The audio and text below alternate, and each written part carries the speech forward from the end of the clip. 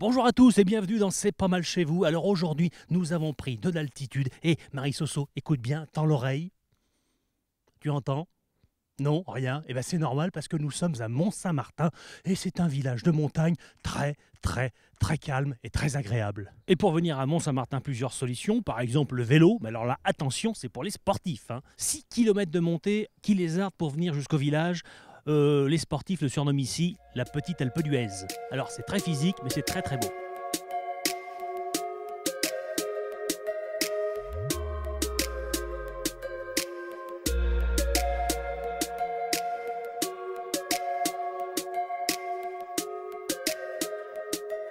Et pour les gens comme moi et Marie-Soso qui ne se sentent pas de faire plusieurs centaines de mètres de dénivelé pour venir à la campagne, très simple, vous appelez Allotag et là on vous réserve un bus pour monter jusqu'ici. Et ici nous sommes sur les balcons de la Chartreuse, alors c'est le paradis des randonneurs. Et puis regardez-moi ces couleurs magnifiques, chatoyantes, chamarrées, la forêt revêt ces couleurs d'automne, vert, marron, jaune, le départ c'est là-bas, Marie-Soso c'est parti pour C'est pas mal chez vous, à Mont-Saint-Martin.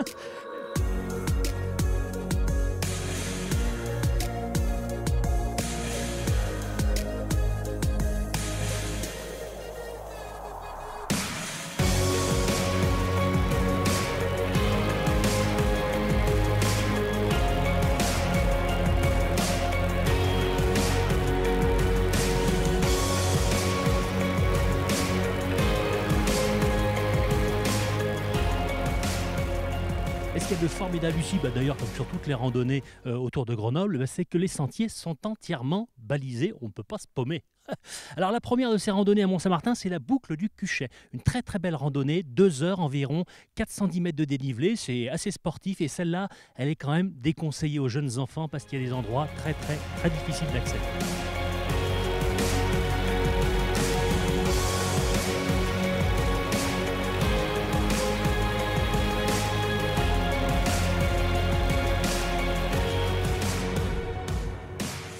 La deuxième de ces randonnées, eh bien, c'est la boucle du Sabot. Alors, une très jolie randonnée, celle-ci accessible à tout le monde, elle dure 2 heures et le dénivelé tout à fait raisonnable, Marie-Soso, 230 mètres maximum.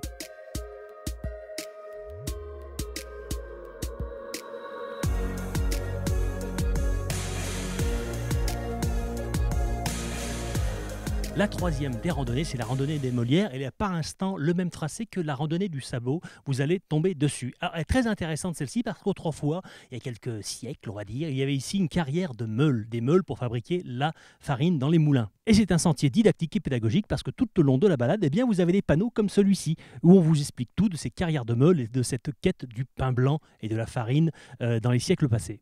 Bon, je ne vais pas vous raconter l'histoire de la carrière de meule, juste vous dire que les tailleurs de pierre eh bien, mettaient 2 mois par pierre, par meule, pour tailler cette pierre de plusieurs tonnes.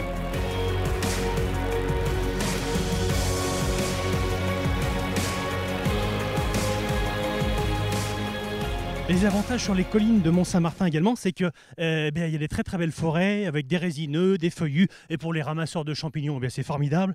Et pour les petits enfants, vous n'êtes pas à l'abri de croiser dans les pâturages des brebis, des petits moutons, des chèvres, parce qu'il reste ici un berger et un chèvrier qui fait un fromage de chèvre. Extraordinaire.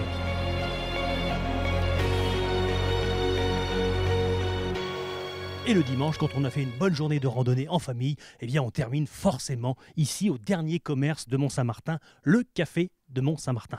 Alors c'est un endroit très sympathique, très coquet, avec des petites peintures, des gravures, un petit peu ambiance relais de chasse 1900. Et tenez-vous bien, ici, tous les dimanches, la patronne fait ses tartes maison. Plusieurs recettes, mais on vient spécialement de très loin pour manger ces tartes maison qui sont exceptionnelles. Alors ne ratez pas les tartes maison de Mont-Saint-Martin. Allons.